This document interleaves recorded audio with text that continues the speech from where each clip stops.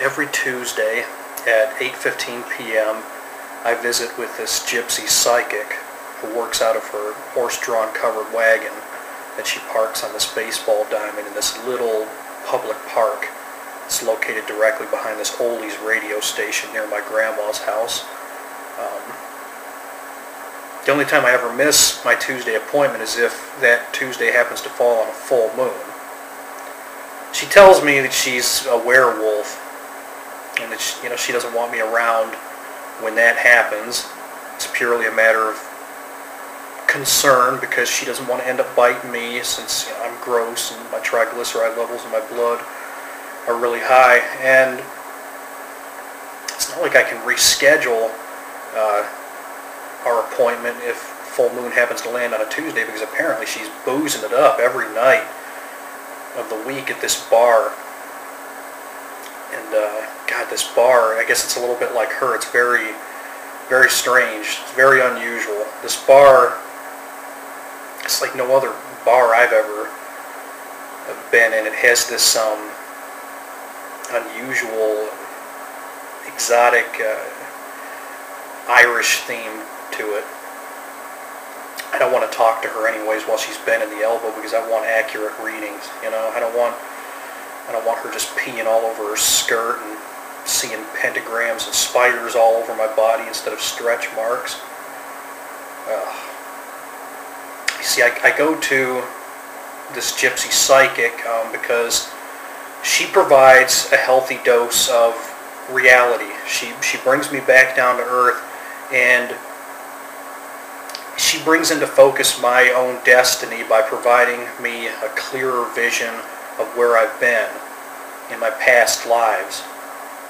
I'll give you an example. One of the past lives that this gypsy psychic made me aware of was in the Middle Ages. In the Middle Ages, I lived in England. My name was Matthew Sweet. I was a part-time minstrel and a part-time, you guessed it, court jester. And one night after entertaining court, I was covered in bits of pie crust and chunks of mutton. I was really, really thirsty, and I met this young wench named Lisa Ann, who was working the pitchers that night.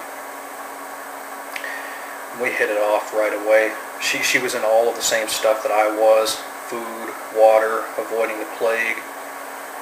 We were both 24 years old, the twilight of our lives, so we just threw caution to the wind. We went for it. We went outside, and under the full moon that night, we made passionate love on top of the witch-burning wood pile. Happy ending, right?